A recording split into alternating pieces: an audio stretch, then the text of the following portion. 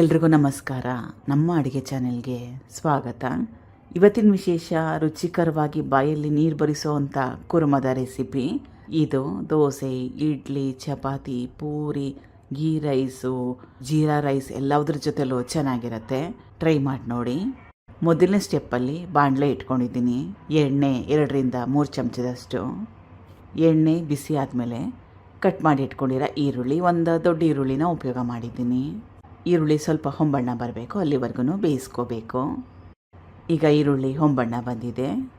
Cut ಮಾಡಿ ಇಟ್ಕೊಂಡು ಚೆನ್ನಾಗಿ ಹಣ್ಣಾಗಿರೋ ಒಂದು ಮೀಡಿಯಮ್ ಸೈಜ್ ಟೊಮ್ಯಾಟೊ, ಹಸಿ ಬಟಾಣಿ ಅರ್ಧ kg ಬಿಡಿಸ್ಕೊಂಡ್ಮೇಲೆ ಅರ್ಧ kg ಕಲಿಸ್ಕೊಂಡು ಬಟಾಣಿ ಮತ್ತು ಟೊಮೆಟೊ ಮೆತ್ತಗಾಗೋವರೆಗೂ ಬೇಯಿಸ್ಕೋಬೇಕು.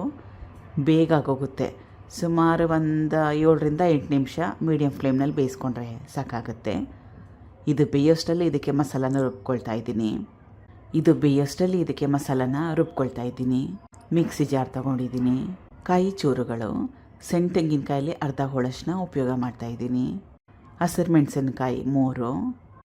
ಇದನ್ನು ನೆನೆಸಿಟ್ಕೊಂಡಿರೋ ಗೋಡಂಬಿ ಸುಮಾರು ಒಂದು 12-15 ಇದನ್ನು ಹಾಕೊಳ್ಳೋದ್ರಿಂದ ಗ್ರೇವಿ ಗಟ್ಟಿ ಬರುತ್ತೆ. ಗೋಡಂಬಿ ಮನೇಲಿಲ್ಲ ಅಂದರೆ ಇದಕ್ಕೆ ಬದಲಾಗಿ ಉರ್ಗಡ್ಲೆನ ಕೂಡ ಉಪಯೋಗ ಮಾಡ್ಬೋದು. ಗಸಗಸೆ 1 ಟೇಬಲ್ ಸ್ಪೂನಷ್ಟು, ಹಸಿ ಶುಂಠಿ ಮತ್ತು ಬೆಳ್ಳುಳ್ಳಿ, ಕೊತ್ತಂಬರಿ ಸೊಪ್ಪು ಸ್ವಲ್ಪ. ಮತ್ತೊಮ್ಮೆ ರುಬ್ಲಿಕ್ಕೆ ನೀರನ್ನ ಹಾಕೊಳ್ಳೋ ಅವಶ್ಯಕತೆ ಏನಿಲ್ಲ. ಗೋಡಂಬಿ ನೆನೆಸಿಟ್ಟಿದ್ನಲ್ಲ, ಆ ನೀರನ್ನ ಹಾಕ್ಕೊಂಡಿದ್ದೀನಿ, ಅಷ್ಟೇ ಸಾಕಾಗುತ್ತೆ. ಚೆನ್ನಾಗಿ ನುಣ್ಣಗೆ ರುಬ್ಕೋಬೇಕು. ರುಬ್ಬಿದ್ದಾಗಿದೆ. ಬಟಾಣಿ ಟೊಮೆಟೊ ಕೂಡ ಚೆನ್ನಾಗಿ ಬೆಂದಿದೆ. ಗರಂ ಮಸಾಲ 1 ಟೇಬಲ್ ಸ್ಪೂನಷ್ಟು, ಧನಿಯಾ ಪುಡಿ 1 ಟೇಬಲ್ ಸ್ಪೂನಷ್ಟು. ಧನಿಯಾ ಪುಡಿ ಮನೇಲಿಲ್ಲ ಅಂದರೆ ಧನಿಯಾ ಕಾಳಿದ್ರೆ, ಕೊತ್ತಂಬರಿ ಬೀಜ ಇದ್ದರೆ ರುಬ್ಲಿಕ್ಕೆ ಹಾಕ್ಕೊಂಡು ರುಬ್ಕೋಬೋದು. ಮಸಾಲ ರುಬ್ಕೊಂಡ್ವಲ್ಲ, ಅದ್ರ ಜೊತೆಗೆ ಹಾಕ್ಕೊಂಡು ರುಬ್ಕೋಬೋದು.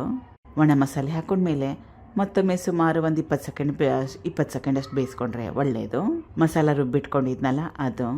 ಅರ್ಧ ಲೀಟ್ರಷ್ಟು ನೀರು. ಕನ್ಸಿಸ್ಟೆನ್ಸಿ ಸ್ವಲ್ಪ ತೆಳುವಾಗಿದ್ದರೂ ಇವಾಗ ಯೋಚನೆ ಮಾಡೋಕ್ಕೆ ಹೋಗಬೇಡಿ, ತಣ್ಣಗಾದ್ಮೇಲೆ ಗಟ್ಟಿ ಬರುತ್ತೆ. ರುಚಿಗೆ ತಕ್ಕಷ್ಟು ಉಪ್ಪು. ಚೆನ್ನಾಗಿ ಕುದಿಸ್ಕೋಬೇಕು. ಈ ಪದಾರ್ಥಗಳನ್ನೆಲ್ಲ ಹಾಕ್ಕೊಂಡ್ಮೇಲೆ ಎಲ್ಲ ಪದಾರ್ಥಗಳು ಚೆನ್ನಾಗಿ ಹೊಂದ್ಕೋಬೇಕು. ಅದಕ್ಕೋಸ್ಕರ ಈಗ ರುಚಿಕರವಾಗಿರೋಂಥ ಸೈಡ್ ಡಿಶ್ಶು ರೆಡಿಯಾಗಿದೆ. ತುಂಬಾ ಜಾಸ್ತಿ ಟೇಸ್ಟಿಯಾಗಿತ್ತು ಇದು.